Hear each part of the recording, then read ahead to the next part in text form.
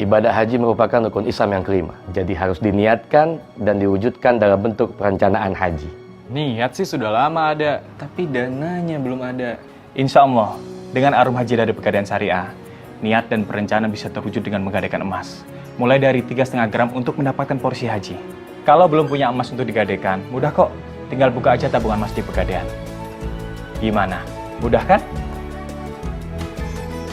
Pegadaian.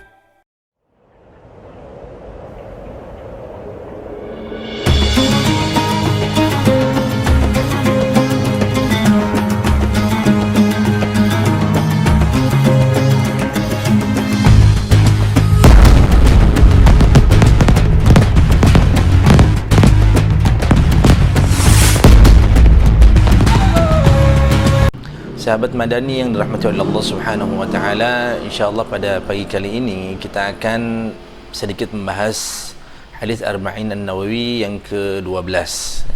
Yang mana hadis ini terkait atau berkaitan dengan kita diperintahkan oleh Rasulullah SAW untuk betul-betul memanfaatkan waktu yang kita miliki. Ya. Saya akan membacakan hadisnya. An Abi Hurairah radhiyallahu anhu qala.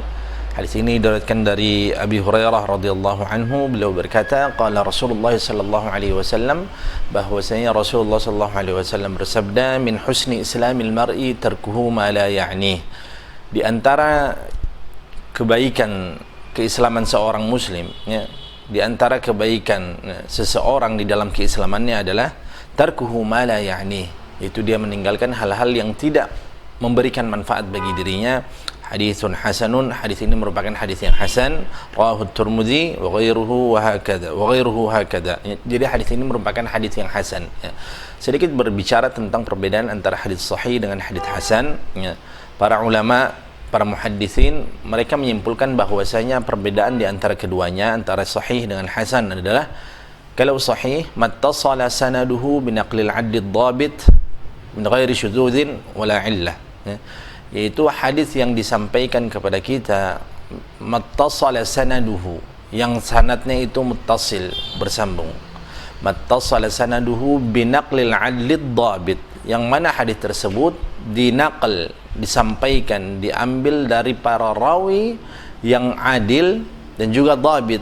Apa itu dhabit? Yang kuat hafalannya, yang tidak memiliki problem di dalam hafalannya kuat, tidak sering lupa atau tidak jarang sekali lupa, maka dia akan termasuk dalam kategori dhabit min ghairi syudzudin wala illah, dan terbebas dari syudzud dan illah. Nanti mungkin beberapa saat atau beberapa pekan lagi kita akan sedikit menjelaskan apa yang dimaksudkan dengan min ghairi syudzudin wala illah. Sedangkan hadis yang hasan adalah dia berada pada tingkatan bawah setelah hadis sahih. Jadi hadis sahih sendiri dia terbagi menjadi dua bagian. Yang pertama hadis sahih li dzatihi, yang kedua hadis sahih li ghairihi. Kemudian di bawahnya ada hadis hasan. Dia terbagi juga menjadi dua bagian. Yang pertama hadis hasan li dzatihi, dan yang kedua adalah hadis hasan li ghairihi.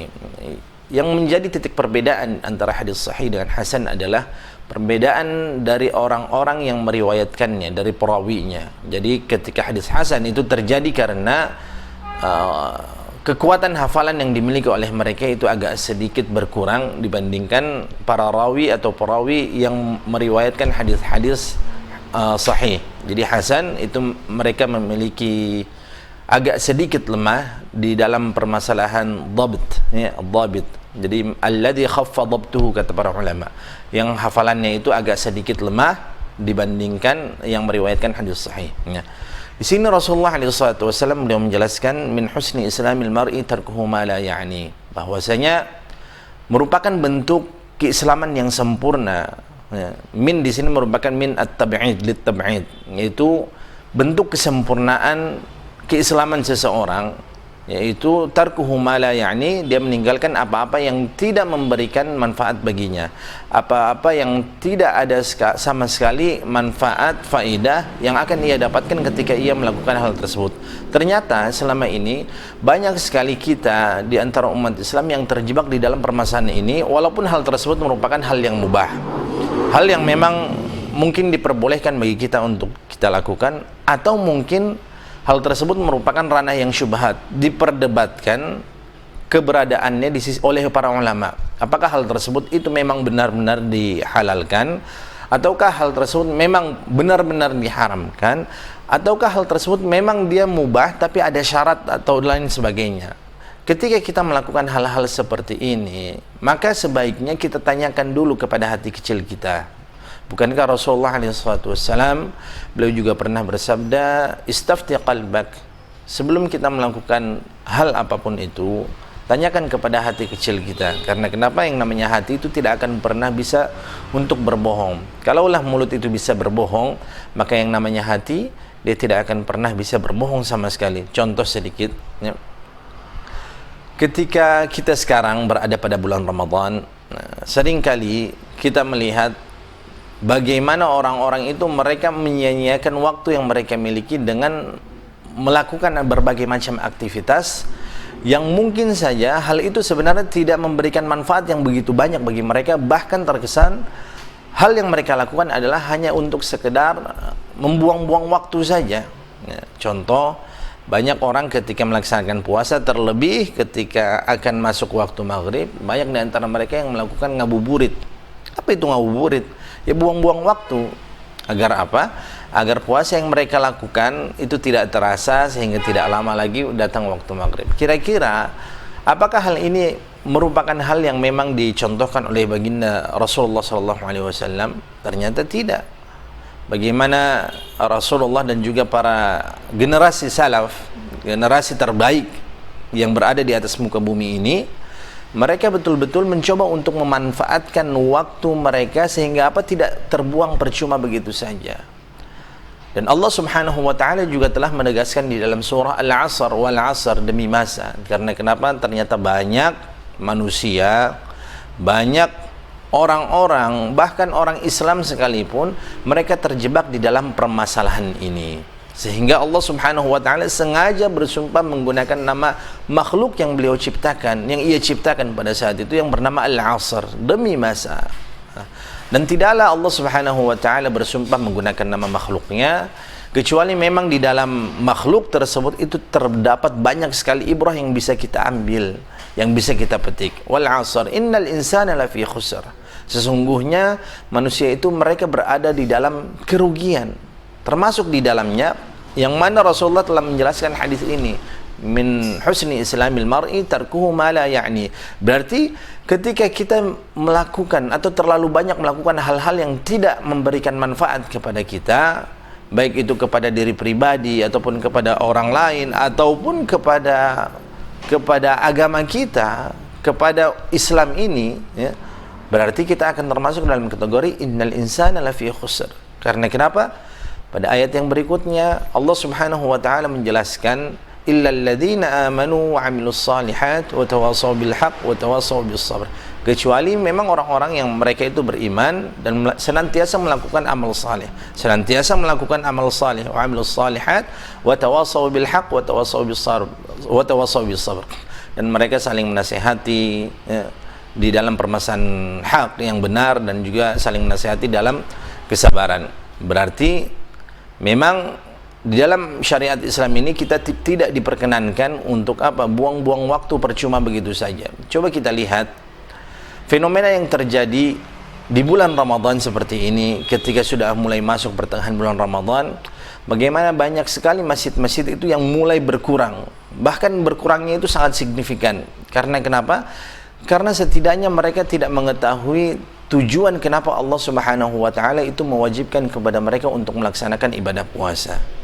Dan yang berikutnya, mereka tidak memiliki bekal yang cukup ketika bulan Ramadan itu akan datang, masuk, tiba kepada mereka. Mereka tidak mempersiapkannya dengan bekal yang betul-betul cukup, sehingga mereka anggap bulan Ramadan ini seperti bulan-bulan biasa saja, tidak ada fadilah, tidak ada keutamaan, tidak ada kelebihan, sehingga mereka akan melakukan hal-hal yang sama saja dengan bulan yang lain.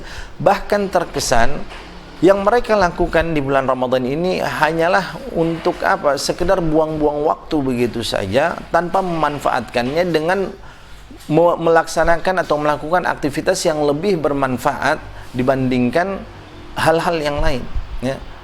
Kemudian yang berikutnya adalah mereka tidak memiliki motivasi yang kuat untuk berusaha untuk berlomba-lomba melaksanakan ibadah di bulan Ramadan itu. Ya. Karena kenapa? Banyak sekali yang umat Islam ini yang tidak terlalu faham tentang kenapa Allah Subhanahu wa taala menciptakan kita ke dunia ini. Bukankah Allah Ta'ala berfirman, "Wa ma khalaqtul jinna wal insa illa liya'budun," dan tidaklah aku telah menciptakan jin dan manusia kecuali hanya untuk menyembah kepadaku.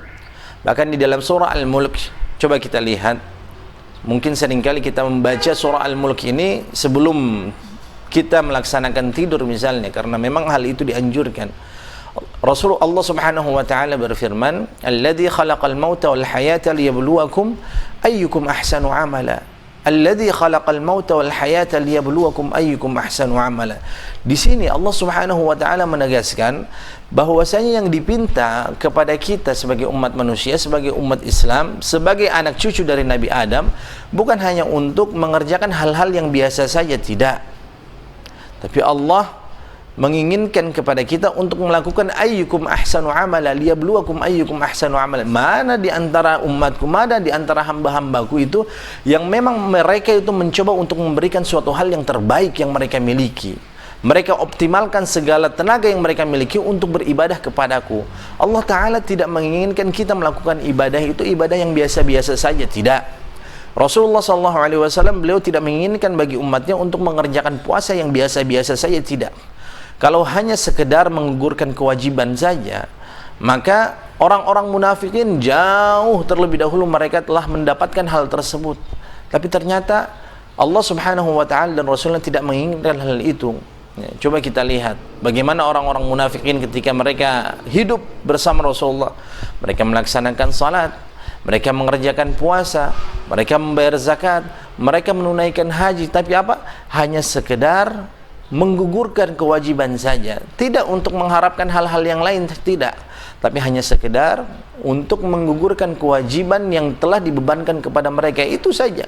Akan tapi mereka tidak beriman dengan hal tersebut, sehingga hal ini ya, akan membuat kita berusaha dengan semaksimal mungkin memberikan suatu hal yang terbaik yang kita miliki ya. Dan termasuk di dalam penjelasan hadis ini juga bagaimana kita bisa berperilaku ihsan. Karena min husni, apa yang dimaksudkan dengan husni adalah merupakan sebuah bentuk kebaikan. Husn, ihsan, apa yang dimaksudkan dengan ihsan juga merupakan sebuah hal yang kebaikan yang kita kerjakan, sebuah kebaikan yang kita kerjakan. Makanya termasuk di dalamnya yaitu kita mencoba untuk berperilaku ihsan. Kita beribadah, kita melaksanakan segala sesuatu hal seolah-olah kita itu melihat Allah Subhanahu wa taala, atau kita meyakini bahwasanya Allah itu melihat dan memperhatikan gerak-gerik kita. Itulah yang dimaksudkan dengan ihsan.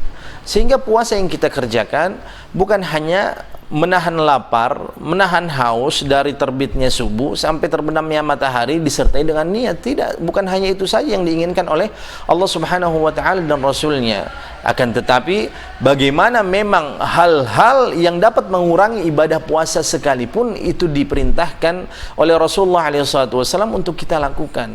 Di dalam hadis yang lain misalnya, beliau SAW bersabda, "Rubba sha'imin laisa min siyamihi illa al-ju' wal 'atash." Betapa banyak manusia yang ketika mereka melaksanakan puasa itu mereka tidak mendapatkan apa-apa illa al-ju' wal 'atash, kecuali hanya mendapatkan lapar dan dahaga saja. Karena kenapa? Puasa yang mereka lakukan hanya sekedar untuk menggugurkan kewajiban yang telah dibebankan kepada mereka, sehingga seolah-olah setelah selesai mereka berpuasa mereka terlepas dari beban yang mereka pikul pada saat itu, tidak. Sehingga ketika mereka berpuasa mereka lebih banyak menghabiskan waktu dengan main handphone, Instagram, WhatsApp, Facebook, ataupun hal-hal yang lainnya. Terlalu banyak bermain game online misalnya PUBG, Free Fire, Mobile Legend dan lain sebagainya. Bukan saya mengatakan hal tersebut itu dilarang sama sekali, tidak. Memang hal tersebut itu diperbolehkan, tapi ingat, namanya hal-hal yang mubah ini banyak sekali menjerumuskan kita sebagai umat Islam. Karena kenapa? Banyak orang-orang yang terlalu sering bermain di ranah yang mubah sehingga dia lupa untuk melaksanakan kewajiban dirinya, untuk melaksanakan sebuah taklif yang telah Allah Subhanahu wa taala bebankan kepada dirinya.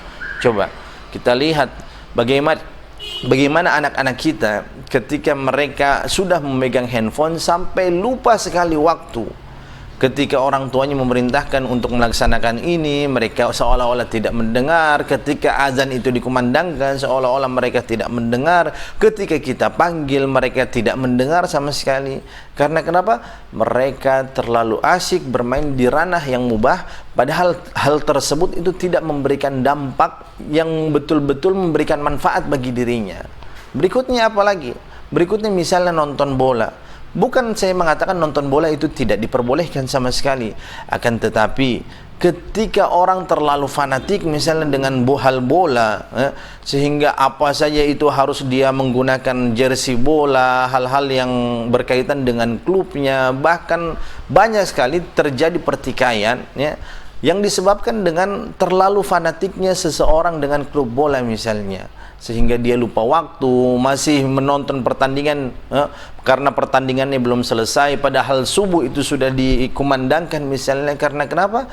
Karena dia tidak mengamalkan hadis ini, min husni islamil mar'i tarkuhu ma la ya'ni. Kemudian hal-hal berikutnya adalah hal-hal yang berbau hal-hal yang diharamkan misalnya, contoh ghibah. Kira-kira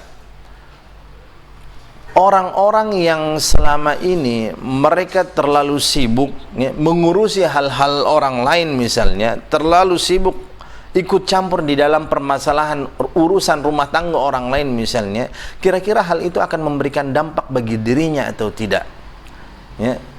Dan hampir bisa dipastikan orang yang terlalu dalam mengurusi urusan rumah tangga orang lain itu dia tidak akan memberikan manfaat kepada dirinya, malah akan memberikan kemudaratan kepada dirinya. Berikutnya, banyak sekali hal-hal yang membuat diri seseorang itu terjebak di dalam permasalahan ini. Bagaimana dia tidak bisa memanfaatkan waktu yang betul-betul bisa dia optimalkan pada saat itu. Sehingga Rasulullah SAW ketika beliau memberikan wejangan, memberikan kajian, memberikan nasihat, memberikan pelajaran kepada para sahabatnya, para sahabat pada saat itu mereka mencoba untuk betul-betul memanfaatkan waktu yang mereka miliki. Mereka betul-betul faham terkait dengan tafsir dari surah Al-Insyirah atau surah Asy-Syarh, fa idza faraghta fansab wa ila rabbika farghab. Setelah mereka selesai dari suatu urusan, mereka akan mencoba mencari urusan yang lainnya yang akan memberikan manfaat kepada mereka, kepada diri mereka ataupun kepada orang lain. Mereka tidak akan membiarkan diri mereka itu terjebak di dalam hal-hal yang mana akan menghabiskan waktu begitu saja, ya, atau wasting time. Tidak akan mereka terlalu lama terjebak di dalam permasalahan ini walaupun hal tersebut itu diperbolehkan. Karena kenapa? Mereka sadar betul bahwasanya ketika Allah Subhanahu wa taala menciptakan diri mereka ke dunia ini, mereka sadar wa ma khalaqtul jinna wal insa illa liya'budun. Akan tetapi liya'budun di sini bukan ibadah biasa-biasa saja, tidak. Tapi mereka mencoba untuk memberikan hal yang terbaik yang mereka miliki. Dan hal yang samalah yang telah dilakukan oleh para sahabat. Contoh misalnya Abu Hurairah yang meriwayatkan hadis ini. Bagaimana beliau mencoba untuk mengejar ketertinggalan. Sehingga apa? Beliau usaha semaksimal mungkin untuk apa? Mendapatkan liyabluwakum ayyukum ahsanu amala. Amal istimewa apa yang beliau miliki pada saat itu. Sehingga beliau mencoba untuk mengikuti Rasulullah, menghafalkan apa yang telah dikatakan oleh Rasulullah SAW, sehingga beliau mendapatkan ahsanu amala dengan apa? Dengan meriwayatkan hadis yang paling banyak dibandingkan para sahabat yang lainnya. Maka kita sebagai seorang muslim harus memiliki ahsanu amala yang apabila Allah Ta'ala menanyakan kepada kita hal apa yang engkau miliki, hal terbaik apa yang telah engkau kerjakan selama di dunia ini, hal itulah yang bisa kita pakai sebagai apa? Sebagai hujjah di hadapan Allah Subhanahu wa Ta'ala. Coba, mungkin kita pernah mendengar kisah Israiliyat, bagaimana ketika 3 orang saleh pada saat itu mereka sedang berada di dalam gua, tiba-tiba terjebak karena ada batu yang begitu besar menutupi, kemudian dia itu jatuh menutupi mulut gua tersebut, ya. Sudah dicoba, diusahakan untuk didorong agar dia bisa itu terbuka pintunya, tapi karena batunya terlalu besar dan tenaga mereka hanya 3 orang saja, tenaga terbatas, akhirnya mereka tidak mampu untuk mendorong batu tersebut yang terlalu besar. Maka mereka sadar, satu-satunya hal yang bisa mereka lakukan adalah dengan meminta kepada Allah Subhanahu wa taala, berdoa, meminta bantuan kepada Allah Subhanahu wa taala. Dan mereka sadar bahwasanya ketika mereka berdoa itu harus ada sebuah hal yang mereka sampaikan, istilahnya tawassul bil a'malis salihah. Bertawassul dengan menggunakan nama-nama atau perbuatan amal saleh yang betul-betul saleh, yang betul-betul istimewa yang selama ini pernah kita lakukan. Nah, pertanyaannya ketika kita berada pada posisi 3 orang tersebut, kira-kira amalan istimewa apa yang kita miliki? Salat biasa-biasa saja, puasa biasa-biasa saja, mengaji Al-Quran juga biasa-biasa saja, zakat, infak, sedekah juga biasa saja. Kira-kira ketika kita bertawassul dengan perbuatan amal saleh kita yang selama ini kita kerjakan, apakah Allah Subhanahu wa taala memang akan menerima doa yang kita panjatkan atau tidak? Dulu 3 orang ini, kenapa Allah Subhanahu wa taala memang mengijabah doa mereka? Karena ibadah yang mereka lakukan tersebut, ada yang membantu orang tua, ada yang tidak pernah menyakiti orang lain, ada yang ini, ada yang itu. Karena memang amal ibadah tersebut merupakan amalan istimewa, amalan unggulan yang mereka miliki pada saat itu. Sehingga mereka betul-betul yakin bahwasanya Allah Subhanahu wa taala akan mengabulkan apa yang mereka panjatkan. Karena mereka berada pada kondisi yang betul-betul lemah, mereka meyakini bahwasanya mereka itu betul-betul hina, membutuhkan pertolongan dari Allah Subhanahu wa taala, dan mereka menganggap bahwasanya amal saleh yang mereka pernah kerjakan pada saat itu merupakan amalan yang betul-betul ahsanu amala. Pernikahan misalnya yang kita lakukan, apakah pernikahan yang kita lakukan itu betul-betul pernikahan yang akan membuat kita akan mendapatkan gelar predikat ahsanukum amala, atau hanyalah pernikahan yang hanya untuk melampiaskan hawa nafsu saja? Kalau hanya sekedar melampiaskan hawa nafsu saja pernikahan yang kita lakukan, maka binatang sekalipun mereka sudah melakukan hal itu. Binatang sekalipun yang tidak memiliki akal, tidak memiliki otak, mereka juga melakukan pernikahan, mereka juga melakukan perkawinan hanya untuk melampiaskan hawa nafsu sehingga mereka akhirnya mendapatkan keturunan. Tapi hal ini tidak diinginkan oleh Allah Subhanahu wa taala dan Rasulnya. Agar apa? Agar kita itu bisa mendapatkan predikat ahsanukum amala.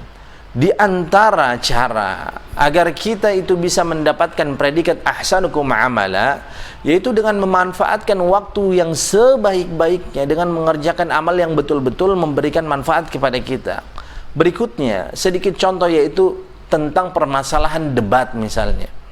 Seringkali kita berdebat, seringkali kita beradu argumen dengan orang lain, dengan teman kita, dengan saudara kita, dengan orang lain, dengan tetangga. Pertanyaannya, apakah dengan melakukan debat tersebut atau diskusi tersebut itu akan memberikan dampak yang positif kepada kita atau tidak? Contoh, kan ada beberapa orang yang berdebat mana yang lebih dahulu, ayam atau telur. Yang satu bilang ayam, yang satu bilang telur. Pertanyaannya, manfaat apa yang akan kita dapatkan? Yang berikutnya misalnya, banyak sekali orang-orang sekarang yang berdebat di mana tempatnya ayah dari Nabi Muhammad SAW. Ya, karena kenapa? Ada sebuah hadis bagaimana Rasulullah SAW beliau menjelaskan, abi wa abuka finnar, bapakku dan bapakmu itu tempatnya di neraka. Itu sebuah hadis. Sehingga para ulama itu mereka juga berbeda pendapat. Ada yang mengatakan bahwasanya bapak Nabi Muhammad SAW itu tempatnya di neraka karena ketahuan memang lafaznya demikian, abi wa abuka finnar, bapakku dan bapakmu itu tempatnya di neraka. Nah, tapi pendapat yang lain, bagaimana ulama ini menjelaskan bahwasanya yang dimaksudkan dengan abi di sini bukan bapak kandungnya, tapi siapa? Bapak yang mengasuh Nabi Muhammad SAW, yaitu Abu Talib. Ya. Perdebatan seperti ini kadang tidak memiliki hujung sama sekali. Dia tidak akan pernah habis sama sekali. Pertanyaannya, ketika kita melakukan diskusi atau debat seperti itu, dampak apa yang akan kita dapatkan? Manfaat apa yang akan kita dapatkan? Apakah memang kita betul-betul akan mendapatkan manfaat? Atau justru dengan melaksanakan atau melakukan debat tersebut itu akan menimbulkan perpecahan di antara kita? Apa tujuannya kita berdebat seperti itu? Kira-kira akan memberikan dampak yang positif bagi diri kita, bagi orang-orang, ataukah justru malah menimbulkan perpecahan? Ketika perpecahan yang akan muncul, ketika dampak yang negatif atau bahkan dampak yang lebih buruk dibandingkan sebelumnya, maka sebaiknya hal ini kita tinggalkan. Ingat, Rasulullah bersabda, min husni islamil mar'i tarkuhu ma la ya'ni. Ketika hal tersebut tidak akan memberikan manfaat, tidak akan memberikan faidah, tidak akan memberikan kebaikan kepada dirinya atau kepada umat Islam, maka sebaiknya hal-hal seperti ini kita tinggalkan. Karena kenapa? Rasulullah mengajarkan hal tersebut kepada para sahabatnya. Para sahabatnya itu mereka mengamalkan segala perintah yang diperintahkan oleh Rasulullah SAW kepada mereka, sehingga mereka mendapatkan predikat khairul qarni atau khairul quruni qarni. Sebaik-baiknya zaman adalah zamanku, yaitu zaman di mana aku membina para sahabat. Tsummal ladzina yalunahum, tsummal ladzina yalunahum. Kemudian generasi berikutnya, generasi tabi'in, tsummal ladzina yalunahum. Kemudian generasi berikutnya. Karena kenapa? Mereka meninggalkan hal-hal yang tidak memberikan manfaat bagi diri mereka, bagi orang lain, bagi agama Islam ini, bagi negara kita. Mudah-mudahan bermanfaat. Aqulu qawli hadza, hadanallahu wa iyyakum ajma'in. Assalamu alaikum warahmatullahi wabarakatuh.